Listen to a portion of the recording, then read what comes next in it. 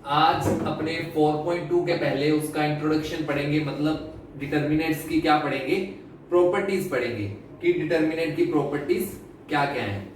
ठीक है, तो इसकी जो फर्स्ट प्रॉपर्टी है वो क्या कहती है, आपने क्या पढ़ा होगा, परिवर्त के बारे में पढ़ा होगा। परिवर्त या जिसको अपने इंग्लिश में बोलते हैं transpose, transpose of A matrix, कि किसी मैट्रिक्स का ट्रांसपोज कैसे निकालते हैं। तो ट्रांसपोज में क्या करते हैं, जो रोज है उसको चेंज कर देते हैं कॉलम्स में, और जो कॉलम्स है उसको चेंज कर देते हैं रोज में। कैसे, मान लो मैंने आपको एक मैट्रिक्स दे दिया 1 2 3 4 5 6 7 8 9, ये कोई मैट्रिक्स है, इसका ट्रांसपोज निकालना है। ये कोई ए मैट्रिक्स है, ट्रांसपोज का मतलब होता है ए की पावर टी लिखते हैं अपने, इस टाइप से लिखते हैं ट्रांसपोज को। तो ट्रांसपोज कैसे करते थे अपने, कि जो रोज थे उसको जो चेंज कर देते थे कॉलम में, और जो कॉलम है उसको चेंज कर देते हैं रो में। तो अगर मैंने किया रो को चेंज कर दिया कॉलम में, मतलब 1 2 3 एंड 4 5 6 एंड 7 8 9, जो इसके रो थे उनको मैंने क्या बना दिया, कॉलम्स बना दिया। ठीक है, तो ऐसा करने को अपने क्या बोलते थे, ट्रांसपोज ऑफ ए मैट्रिक्स बोलते थे। जो अपनी फर्स्ट प्रॉपर्टी है डिटर्मिनेंट की, वो ट्रांसपोज पे डिपेंड है। क्या कहती है फर्स्ट प्रॉपर्टी, की जो ए मैट्रिक्स है या जो इसका ट्रांसपोज मैट्रिक्स है, इन दोनों का अगर अपने डिटर्मिनेंट फाइंड करें, मतलब ए का determinant and then determinant of A की पावर टी, मतलब किसी मैट्रिक्स का डिटर्मिनेंट और उसके ट्रांसपोज का डिटर्मिनेंट, दोनों हमेशा क्या आते हैं, इक्वल आते हैं। ठीक है, तो आपने क्या याद रखना है कि ट्रांसपोज करने के बाद इसके डिटर्मिनेंट की वैल्यू में कोई फर्क नहीं पड़ता, वैल्यू हमेशा सेम रहती है, चाहे आपने रोज को कॉलम में चेंज कर दिया है। तो आपने याद रखना है कि परिवर्त करने पर या ट्रांसपोज करने पर डिटर्मिनेंट की वैल्यू में कोई फर्क नहीं आता। मैट्रिक्स जरूर चेंज हो गया, ये मैट्रिक्स इससे चेंज हो गया, बट इसके डिटर्मिनेंट की वैल्यू में कोई फर्क नहीं आएगा। तो ये अपना फर्स्ट रूल कहता है।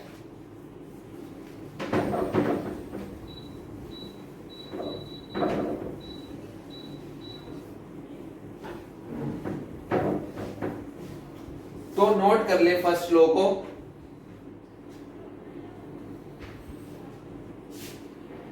तो फर्स्ट लॉ को अपने नोट कर लेते हैं। द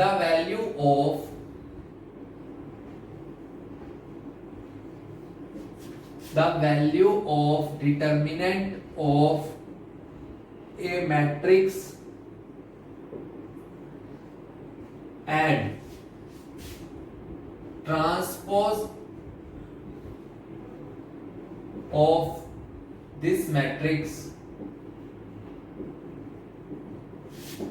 remain same, कि डिटर्मिनेंट की वैल्यू मैट्रिक्स की और उसके ट्रांसपोज की हमेशा क्या होती है, सेम होती है। इसको इस टाइप से लिख लेना कि a का डिटर्मिनेंट और a की पावर t, मतलब a की ट्रांसपोज का डिटर्मिनेंट, दोनों क्या है, इक्वल है। ठीक है, तो ये अपना फर्स्ट लॉ आप नोट कर लेना। उसके बाद इसका सेकंड लॉ पढ़ेंगे।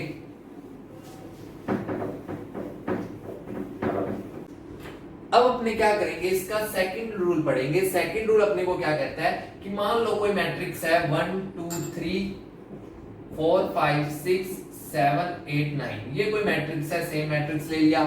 कहता अगर क्या करें, अपने इसकी कोई भी दो रो या कोई भी दो कॉलम, ध्यान से सुनना क्या कह रहा है, कहता कोई भी दो रोज को क्या कर दें, इंटरचेंज कर दें।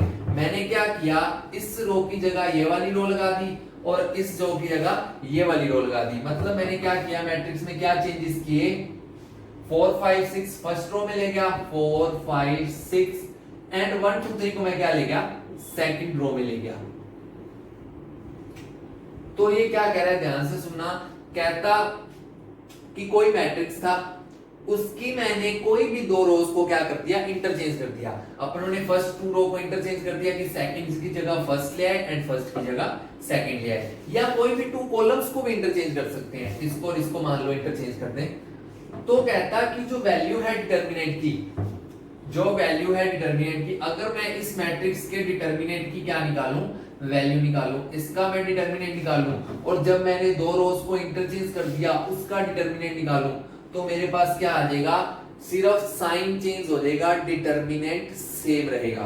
मतलब कि इस मैट्रिक्स का, इसको मैंने कोई ए मैट्रिक्स मान लिया या ए डिटर्मिनेंट मान लिया, इसका डिटर्मिनेंट, और इसको मैंने कोई बी मान लिया, ठीक है। बी मैंने क्या माना है कि जब मैंने रोज को क्या कर दिया, इंटरचेंज कर दिया, कोई भी दो रो को करना है, फर्स्ट और सेकंड को कर दिया, ठीक है। तो इसका डिटर्मिनेंट की वैल्यू और इसके डिटर्मिनेंट की वैल्यू, दोनों की वैल्यू तो सेम होगी, बट इसमें किसका फर्क होगा, साइन का फर्क होगा। जैसे मान लो इसकी वैल्यू 7 आ रही है, तो इसकी वैल्यू क्या आएगी, माइनस का 7 आएगी। अगर इसकी वैल्यू -8 आ रही है तो उसकी वैल्यू क्या आएगी, 8 आएगी। मतलब कि साइन अलग हो जाएगा, लेकिन जो मैट्रिक्स है वो क्या रहेगा, जो मतलब डिटर्मिनेंट की वैल्यू है वो क्या रहेगी, सेम रहेगी। कैसे देखो, अब अपने इसको लिख कैसे सकते हैं कि ए का डिटर्मिनेंट इक्वल होगा बी के डिटर्मिनेंट के, लेकिन साइन का फर्क है, मतलब ए का डिटर्मिनेंट बी के डिटर्मिनेंट के माइनस साइन के इक्वल होगा, ठीक है। तो ये अपना सेकंड रूल कहता है, इसको भी अपने नोट कर लेंगे।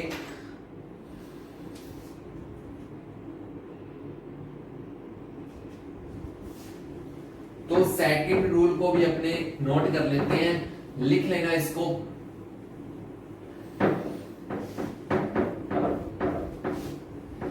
ये जो अपने प्रॉपर्टीज पढ़ रहे हैं या जो ये रूल्स पढ़ रहे हैं, इनको आप किसी जगह पर नोट कर लेना, क्योंकि ये अपने को बाद में बहुत काम आने वाले हैं। तो सेकंड रूल क्या कहता है अपना, if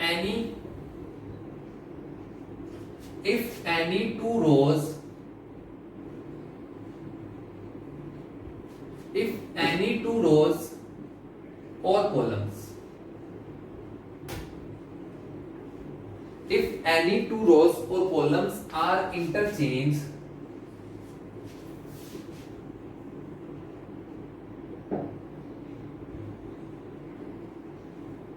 if any two rows or columns are interchanged, then the sign of determinant change, कि डिटर्मिनेंट की वैल्यू में क्या होगा, सिर्फ साइन चेंज होगा। जैसे कि अपने एग्जांपल में इसका लिख लेना कि कोई ए मैट्रिक्स था, 1 2 3 4 5 6 7 8 9, एंड कोई मैंने क्या ले लिया, ए डैश मैट्रिक्स ले लिया। ए डैश मैंने क्या लिया है, जिसमें क्या है, कोई भी टू रोज क्या है, इंटरचेंज किए हुए हैं, मतलब 4 5 6 1 2 3 एंड 7 8 9, ठीक है। ये सेकंड मैंने क्या ले लिया, मैट्रिक्स ले लिया, जिसमें टू रोज क्या किए हुए हैं, इंटरचेंज किए हुए हैं। तो जो ए है वो क्या आएगा, इक्वल आएगा ए डैश के डिटर्मिनेंट के, बट क्या चेंज होगा, ओनली साइन का चेंज होगा। इसको इस टाइप से आप क्या कर लेना, नोट कर लेना, ठीक है। तो आपने क्या करनी है, ये प्रॉपर्टी साथ साथ याद भी करते रहनी है, क्योंकि अपने जब 4.2 करेंगे तो अपने को बार बार प्रॉपर्टी की जरूरत पड़ेगी और अपने को अप्लाई करनी पड़ेगी, ठीक है। तो फर्स्ट प्रॉपर्टी अपनों ने क्या पढ़ी कि कोई भी मैट्रिक्स है उसका डिटर्मिनेंट और उसका अगर अपने ट्रांसपोज कर दें तो उसका डिटर्मिनेंट क्या होता है, सेम होता है। सेकंड प्रॉपर्टी अपनी क्या कहती है कि मान लो कोई भी टू रोज को या टू कॉलम्स को अपने इंटरचेंज कर दें। चेंज का मतलब अलग होता है, इंटरचेंज का मतलब है कि एक की जगह दूसरा एंड दूसरे की जगह पहला, तो दोनों को क्या करते हैं, इंटरचेंज करते हैं। तो साइन क्या है, डिटर्मिनेंट का चेंज हो जाता है, वैल्यू उसकी क्या रहती है, वही रहती है, ठीक है। थर्ड लो इसका पढ़ेंगे, अपने थर्ड रूल पढ़ेंगे या कहीं की थर्ड प्रॉपर्टी पढ़ेंगे। क्या है थर्ड प्रॉपर्टी इसकी,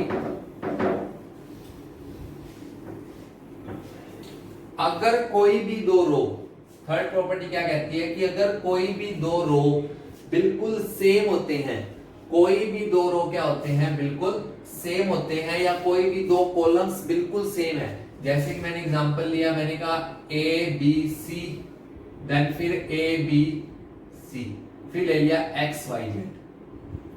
अब ये कोई ए मैट्रिक्स था।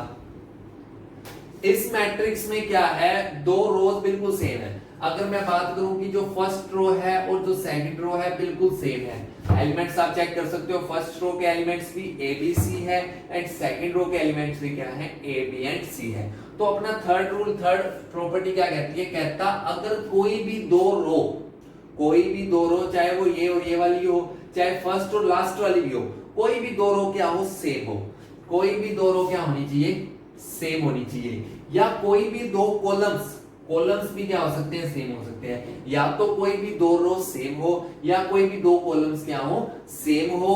तो जो इस मैट्रिक्स के डिटर्मिनेंट की वैल्यू है, तो इस मैट्रिक्स के डिटर्मिनेंट की वैल्यू है वो किसके इक्वल होगी, वो जीरो के इक्वल होगी। आई बात समझ, मैं क्या कह रहा हूं, थर्ड प्रॉपर्टी बहुत इंपॉर्टेंट प्रॉपर्टी है। क्या कह रहा है कि अगर कोई भी दो रो बिल्कुल सेम हो जाए, ABC एंड ABC बिल्कुल सेम हो जाए, तो जो इसके डिटर्मिनेंट की वैल्यू है वो क्या आएगी, जीरो आएगी, शून्य आएगी। आपने इस प्रॉपर्टी को बहुत अच्छे तरह से इसको याद कर लेना है, समझ लेना है, क्योंकि ये प्रॉपर्टी अपने क्या है, क्वेश्चंस में बार बार यूज होने वाली है। तो अपने को क्या याद रखना है कि कोई भी दो रो और कोई भी दो कॉलम्स बिल्कुल सेम आ जाए तो उसका जो डिटर्मिनेंट की वैल्यू है वो क्या होती है, जीरो होती है। तो अगर अपने इसको चेक भी करें तो जीरो आ रहा है या नहीं आ रहा, अपने चेक कर लेते हैं। तो आपको डिटर्मिनेंट की वैल्यू निकालनी आती है। सबसे पहले मैं क्या करूंगा, मैं मान लो कि फर्स्ट रो के सापेक्ष या फर्स्ट रो के रिलेट इसको क्या कर रहा हूं, एक्सपेंड कर रहा हूं। तो मेरे को सबसे पहले ए को बाहर रखना पड़ेगा, अंदर क्या जाएगा, BZ माइनस CY, ठीक है। उसके बाद मेरे को B को बाहर रखना पड़ेगा, B किसका होगा, माइनस का होगा। मैंने आपको कई बार ये चीज बताई है कि ये जो चार होते हैं, ये चारों एलिमेंट्स किसके होते हैं, माइनस के होते हैं, ठीक है। क्या बताया मैंने आपको कि जो ये चारों एलिमेंट्स हैं, कौन कौन से, एक तो जो आपको मैंने शेप बताई थी, कौन सी शेप बताई थी, बर्फी की शेप बताई थी, वो भी काजू कतली वाली बर्फी की शेप बताई थी। क्या बताई थी, ये जो चार एलिमेंट्स हैं ये क्या होते हैं, माइनस के होते हैं। कौन कौन सा, B, A, Y and C। तो ये चार माइनस के होंगे, बाकी सारे किसके होंगे, प्लस के होंगे। तो मैंने सेकंड लिया माइनस का B। जब माइनस का B लिया, जब मैंने क्या किया, माइनस का B लिया, तब मेरे को क्या क्या छोड़ना है, ये वाला कॉलम हाइड करना है और ये वाली रो हाइड करनी है। ये वाली रो हाइड कर लेनी है, ये वाला कॉलम हाइड कर लेना। तो मेरे पास A, C, X और Z बचेगा, A, C, X and Z, ठीक है। उसके बाद अगर मैं थर्ड क्या लूंगा, C एलिमेंट लूंगा, तो मैंने C ले लिया बाहर, तो अंदर क्या आ जाएगा। अच्छा, इसको सोल्व करके लिख लेते हैं अपने, AZ माइनस CX, क्या ले लिया, AZ माइनस CX। अब मैंने C को क्या रख दिया, बाहर रख दिया, तो मेरे पास क्या बचेगा, C का कॉलम भी हाइड हो जाएगा, C की रो भी हाइड हो जाएगी, तो AY माइनस BX। तो अपने सीधा लिख देते हैं इसको भी, AY माइनस BX। तो इसको अंदर मल्टीप्लाई करें तो ABZ minus ACY minus BAZ plus में BCX प्लस का CAY और माइनस का BXC।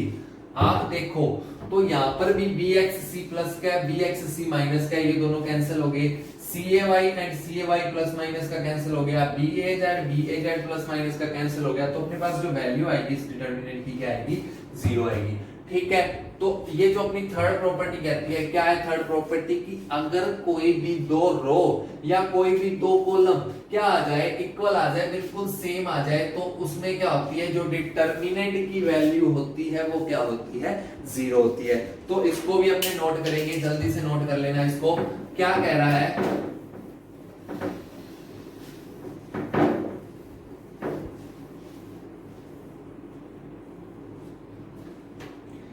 if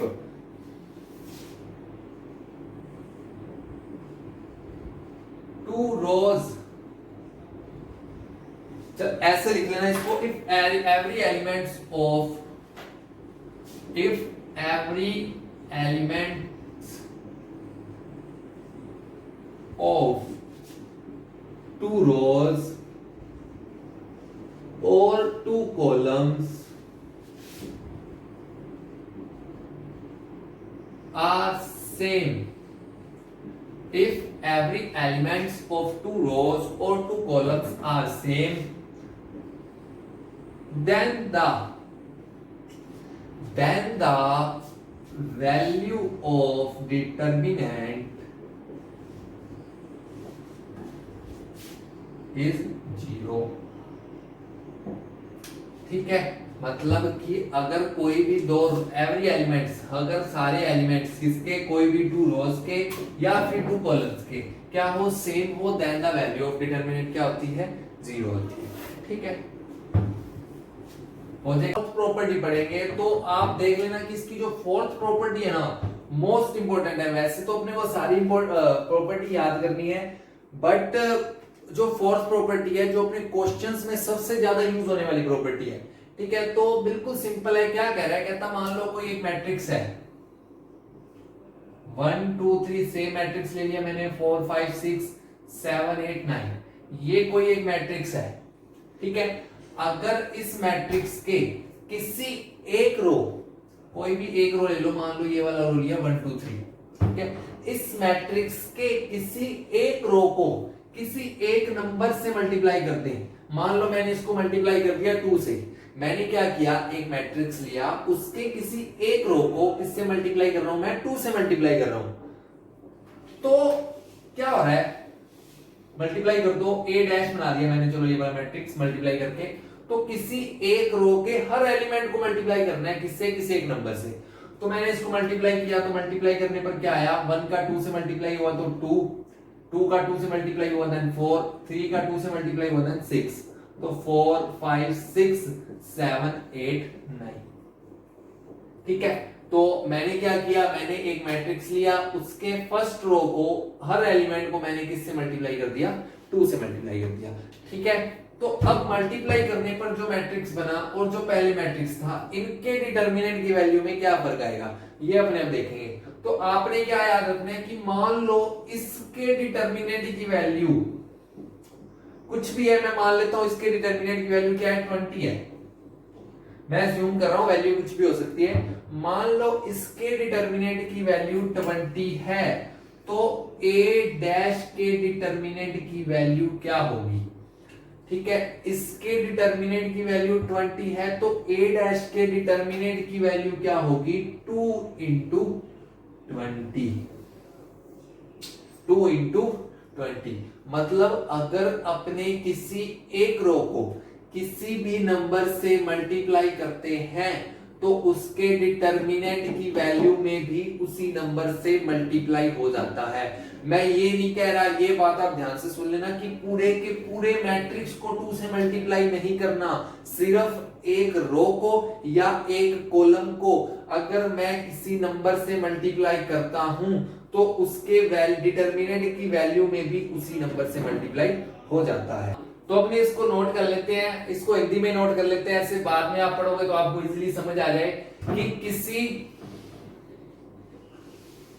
सारणिक की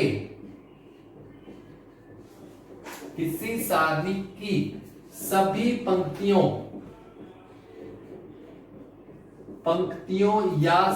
या फिर स्तंभों, सभी ऐसे लिखो कि किसी सारणिक की पंक्ति या फिर स्तंभ। ठीक है, किसी सारणिक की पंक्ति या स्तंभ के प्रत्येक अवयव को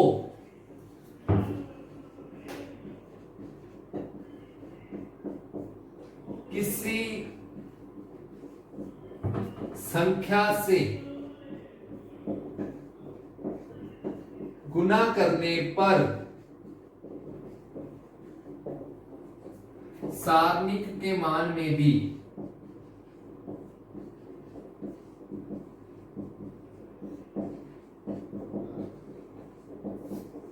उस संख्या से गुना हो जाता है। ठीक है, तो क्या लिखा मैंने लिखा किसी सारणिक की पंक्ति या स्तंभ के प्रत्येक अवयव को, किसी भी एक पंक्ति या किसी एक स्तंभ के प्रत्येक अवयव को किसी संख्या से गुना करने पर सारणिक के मान में भी उस संख्या से क्या हो जाता है, गुना हो जाता है। तो आप एक चीज और देख लेना, इसका अपने यूज कैसे करेंगे वो ज्यादा इंपॉर्टेंट है। यूज इसका अपने कैसे करेंगे, मान लो मैंने आपको कोई सारणिक दे दिया, मैंने लिखा 2 4 उसके बाद 8 देन 1 2 3 देन 4 5 6। जो अपने क्वेश्चंस में इसका यूज कैसे करेंगे वो मैं आपको बता देता हूं। मान लो ये कोई मैंने आपको सारणिक दे दिया, तो आप क्या देखोगे, आप ये चीज देख सकते हो कि किसी भी रो में कोई चीज कॉमन आ रही है क्या, किसी भी रो में से कुछ कॉमन है क्या। तो आपने देखा कि हाँ भाई फर्स्ट रो में कुछ कॉमन है, क्या कॉमन है फर्स्ट रो में, फर्स्ट रो में 2 कॉमन आ रहा है। तो मैं क्या कर सकता हूं, इस सारणिक की वैल्यू के बाहर 2 को लिख सकता हूं, इस सारणिक की वैल्यू के बाहर क्या लिख सकता हूं, 2 को लिख सकता हूं। तो यहां पर अंदर क्या आ गया 1 2 4 एंड 1 2 3 एंड देन 4 5 6। तो इससे मैं, इसका मतलब क्या है, इसका मतलब क्या है कि जो ये कोई मैट्रिक्स था, ठीक है, इसके अपने ऊपर वाले प्रत्येक अवयव को 2 से मल्टीप्लाई कर दिया, तो जो सारणिक की वैल्यू आई और जो इस सारणिक की वैल्यू के क्या होगी, डबल के क्या होगी, मल्टीप्लाई होगी। मतलब इसको अगर अपने 2 से गुना कर देंगे तो इस सारणिक की क्या आ जाएगी, वैल्यू आ जाएगी। ठीक है, तो ये अपनी फोर्थ प्रॉपर्टी होगी। इसकी फिफ्थ प्रॉपर्टी देखेंगे। फिफ्थ प्रॉपर्टी क्या कह रही है अपने को कि मान लो कोई मैट्रिक्स इस टाइप से दे रखा है, कोई मैट्रिक्स या कोई डिटरमिनेंट इस टाइप से दे रखा है कि x प्लस वाई, यहां पर लिखा है z प्लस n और p प्लस q। यहां पर कोई भी एलिमेंट्स है a b c d e f। अगर कोई एलिमेंट्स इस टाइप से दे रखा है तो इसको अपने किस टाइप से लिख सकते हैं, इसको अपने इस टाइप से भी लिख सकते हैं, x a b z c d p e f and then plus में y a b n c d q e f। मतलब क्या हुआ इसका कि इस मैट्रिक्स की वैल्यू, अगर कोई भी डिटर्मिनेंट के कोई भी एक कॉलम के या कोई भी एक रो के, कोई भी एक कॉलम के या कोई भी एक रो के प्रत्येक एलिमेंट को किसी 2 नंबर के प्लस के रूप में लिखा जा सके, इसको अगर अपने किसी भी 2 नंबर के प्लस के रूप में लिख दे तो जो इसको अपने किस टाइप से लिख सकते हैं, एक बार तो x z p के साथ पूरा का पूरा डिटर्मिनेंट, उसके बाद y n q के साथ पूरा का पूरा डिटर्मिनेंट। तो ये प्रॉपर्टी आपने याद करनी है कि अपने के कोई भी एक कॉलम के अगर प्रत्येक अवयव के क्या है को प्लस के रूप में लिख सकते हैं, तो एक बार तो इसके साथ सारे के सारे आ जाएंगे और एक बार इसके साथ सारे के साथ आ जाएंगे, और इस डिटर्मिनेंट की वैल्यू और इस डिटर्मिनेंट की वैल्यू को अगर अपने प्लस करेंगे तो इसकी वैल्यू आ जाएगी। इसको अपने थोड़ा सा डीपली समझ लेते हैं, एग्जांपल से समझ लेते हैं कैसे है। देखो मान लो इस प्रॉपर्टी में मैं एग्जांपल लूं, मैंने एग्जांपल लिया, मैंने एग्जांपल इसमें सिंपल सा एग्जांपल ले लेते हैं अपने, कोई 2 ऑर्डर का डिटर्मिनेंट ले लेते हैं, मान लो 4 5 3 एंड 2। ठीक है, ये अपनों ने सिंपल सा कोई ए मैट्रिक्स ले लिया, इसकी अगर मैं वैल्यू निकालूं तो इसकी वैल्यू मेरे पास क्या आएगी, 4 2 जा 8 और 5 3 जा -15, तो मेरे पास इसकी वैल्यू -7 आएगी। ठीक है, तो अपनी ये प्रॉपर्टी क्या कहती है, कहती है अगर ये जो फर्स्ट इसका कॉलम है इसको अगर अपने क्या करें किन्हीं 2 नंबर के सम के रूप में लिख दें, प्लस के रूप में लिख दें, तो इसको मैं लिखता हूं 2 + 2, नीचे लिख देता हूं 2 + 1। मैंने इसको क्या लिख दिया, 2 + 2 लिख दिया 4 को, और 3 को लिख दिया 2 + 1, देन यहां पर लिख दिया 5 एंड 2। ठीक है, तो इसकी वैल्यू तो हमारे पास क्या आई थी, -7 आई थी। लेकिन अगर इसको मैंने अब आपको कहा एक्सपेंड करके मैं कैसे लिख सकता हूं, एक बार तो 2 + 2 और 2 के साथ 5 2, और एक बार क्या आ जाएगा 2 और 1 के साथ 5 2।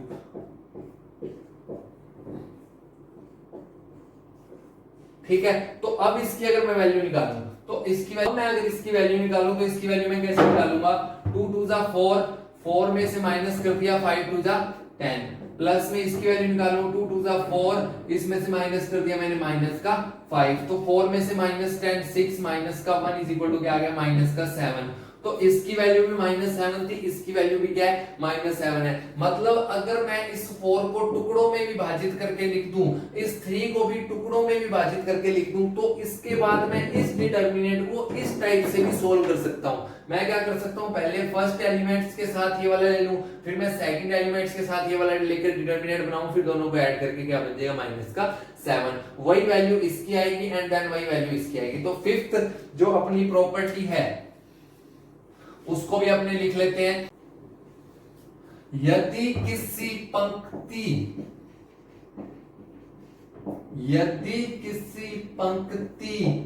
या स्तंभ के प्रत्येक अवयव में,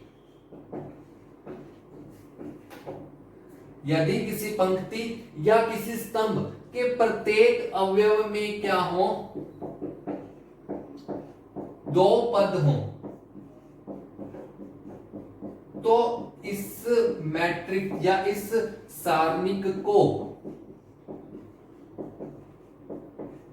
निम्न प्रकार से लिख सकते हैं। निम्न प्रकार से लिख सकते हैं। कैसे लिख सकते हैं भाई इसको, कि अगर मान लो कोई मैंने लिख दिया आपको x प्लस वाई ए और z प्लस एन लिख दिया मैंने आपको b, तो इसको मैं किस हिसाब से लिख सकता हूं, इसको मैं लिख सकता हूं पहले x एंड z के साथ ab, फिर y प्लस y और नीचे n के साथ ab।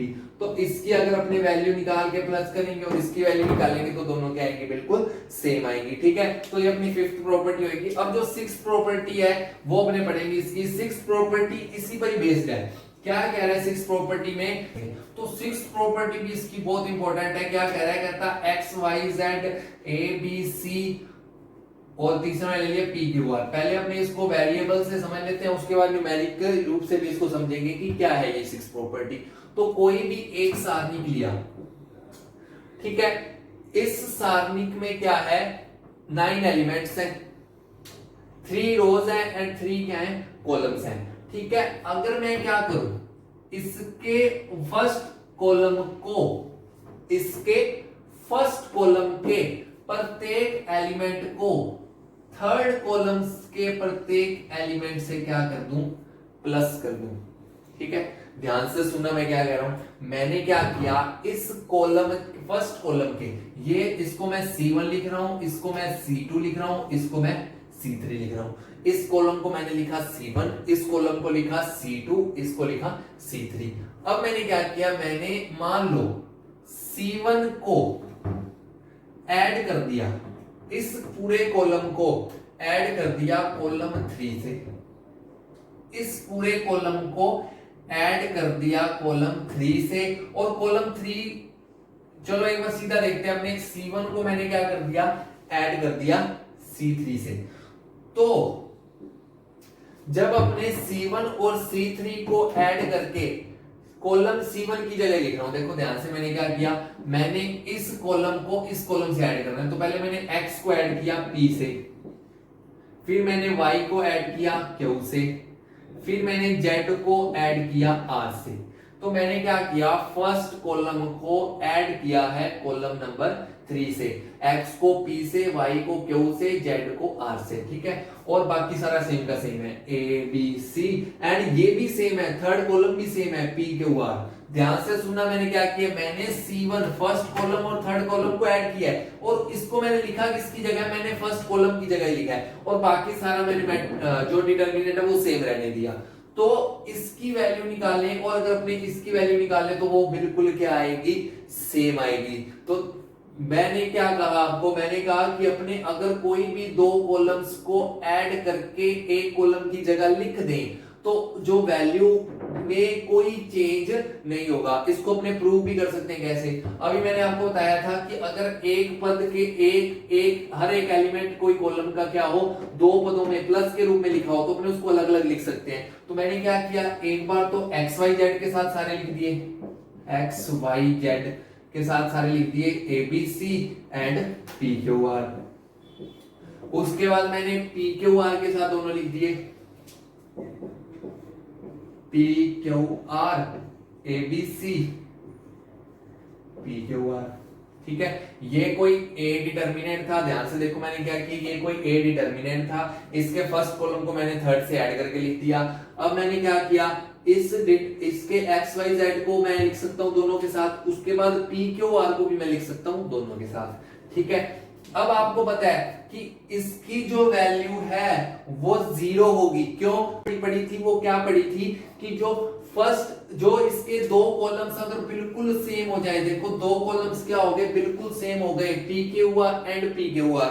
तो अगर दो कॉलम्स कोई भी बिल्कुल सेम हो जाए तो जो डिटर्मिनेंट की वैल्यू है वो 0 के इक्वल होती है। अपनों ने थर्ड प्रॉपर्टी क्या पढ़ी है, अगर किसी डिटर्मिनेंट के दो कॉलम्स क्या हो जाएं, 0 हो, जो दो कॉलम्स है वो इक्वल हो जाएं, तो उसके डिटर्मिनेंट की वैल्यू क्या होती है, 0 होती है। तो अपने पास सिर्फ यही बचेगा और ये हमारा क्या है, ए डिटर्मिनेंट ही तो है।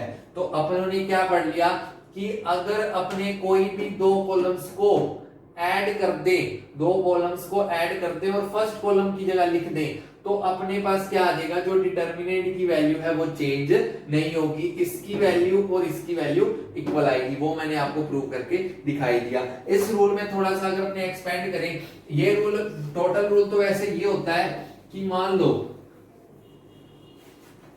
इन दोनों को, फर्स्ट कॉलम को मैंने ऐड किया थर्ड कॉलम से, फर्स्ट कॉलम को मैंने ऐड किया थर्ड कॉलम से, लेकिन मैंने क्या किया, थर्ड कॉलम को के से मल्टीप्लाई करके फर्स्ट से ऐड किया है। ध्यान से देखना मैं क्या कह रहा हूं, मैंने कहा कि मैंने फर्स्ट कॉलम को मैंने थर्ड कॉलम से प्लस किया है, लेकिन जो थर्ड कॉलम था उसको मैंने पहले क्या किया, कोई भी नंबर से कर सकते हैं, मान लो मैंने 4 से मल्टीप्लाई किया है, तो ठीक है, तो मैंने थर्ड कॉलम को 4 से मल्टीप्लाई करके देन 1 से ऐड किया है, तो भी इसकी वैल्यू में कोई चेंज नहीं आएगा। करके देखो, आपने क्या किया, x के साथ ऐड करना है थर्ड कॉलम को मल्टीप्लाई किससे करना है, 4 से करना है, तो 4p, y को मैंने ऐड किया 4q, z को मैंने ऐड किया 4r। ठीक है, तो ये बिल्कुल आ गया। उसके बाद हमने बाकी सारा सेम का same, A B C and P Q R, अभी भी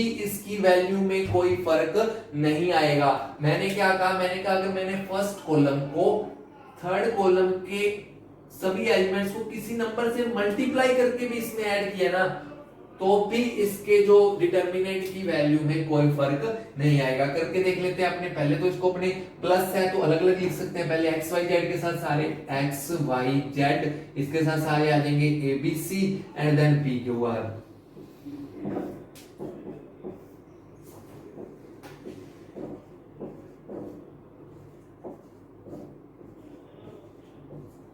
ठीक है, तो मैंने अलग अलग करके इनको लिख दिया।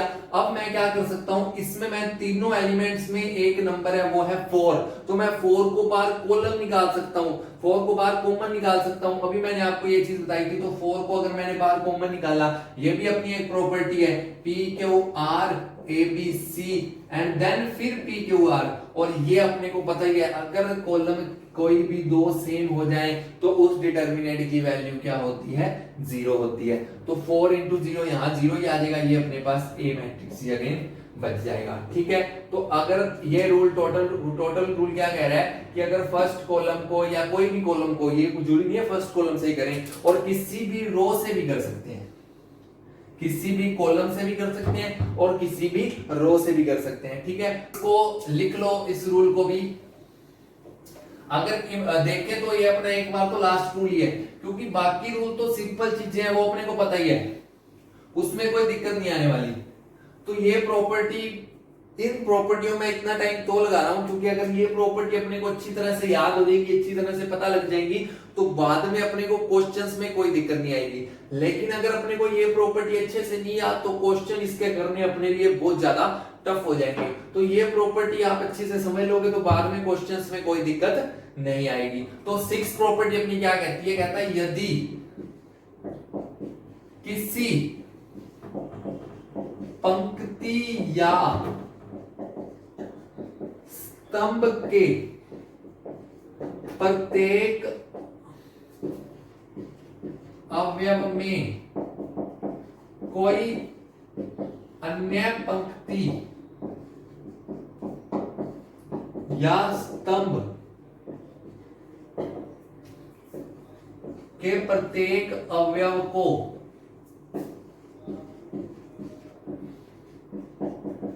k से गुना करके जोड़ने पर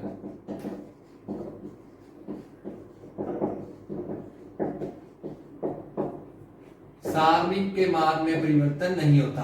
सारणिक के मान में परिवर्तन नहीं होता। तो अपना रूल क्या कह रहा है, कहता अगर पंक्ति या स्तंभ के प्रत्येक अवयव को अन्य पंक्ति या स्तंभ के प्रत्येक अवयव के k से गुना कर इसमें दोबारा जोड़ने पर सारणी के मान में कोई परिवर्तन नहीं होता। आगे इसको लिख लेना इस टाइप से, मान लो ए बी सी डी, बिल्कुल सिंपल एग्जांपल ले लेते हैं, ए बी सी डी, ठीक है। और अब आगे मैं क्या लिखूं, इसकी जो वैल्यू है वो किसके इक्वल होगी, वो a प्लस के सी और b प्लस के डी सी डी। मैंने क्या किया है, a के प्रत्येक एलिमेंट, फर्स्ट कॉलम के प्रत्येक एलिमेंट को, a को भी मैंने के सी को k से मल्टीप्लाई करके ऐड कर दिया, d को k से मल्टीप्लाई करके ऐड कर दिया, बाकी सारा सेम है। तो इसकी वैल्यू एंड इसकी वैल्यू क्या आएगी, बिल्कुल सेम आएगी। तो ये अपने 6 रूल्स हैं। बाकी जो रूल्स हैं वो बिल्कुल सिंपल है, वो लिखवाने की जरूरत नहीं है। वो अपने जैसे अपने को वो चीजें पता ही है कि जैसे सेवंथ, मान लो इसका एक रूल क्या कहता है अपने को कि अगर किसी पंक्ति के प्रत्येक, सेवंथ रूल अगर लिखना है तो लिख सकते हो आप, किसी पंक्ति का प्रत्येक अवयव या किसी स्तंभ का प्रत्येक अवयव 0 हो, अगर किसी पंक्ति का प्रत्येक अवयव या किसी कॉलम का प्रत्येक अवयव क्या हो, 0 हो, तो उस डिटर्मिनेंट की वैल्यू क्या होती है, 0 होती है। ये तो अपने को पता ही है, क्योंकि अगर अपने वैल्यू इसकी निकाल लें तो पहले 0 बार रखेंगे, फिर ये वाला 0 बार रखेंगे, फिर ये वाला 0 बार रखेंगे, तो तीनों बार 0 ही आएगा। अगर अपने कॉलम के सापेक्ष इसको एक्सपेंड कर रहे हैं तो इसकी वैल्यू क्या आएगी, 0 ही आएगी। तो ये अपना 7th रूल कह रहा है, क्या कहता है कि अगर पंक्ति का प्रत्येक अवयव, कोई भी पंक्ति का प्रत्येक अवयव अगर 0 है तो इस डिटर्मिनेंट की वैल्यू क्या होगी, 0 होगी।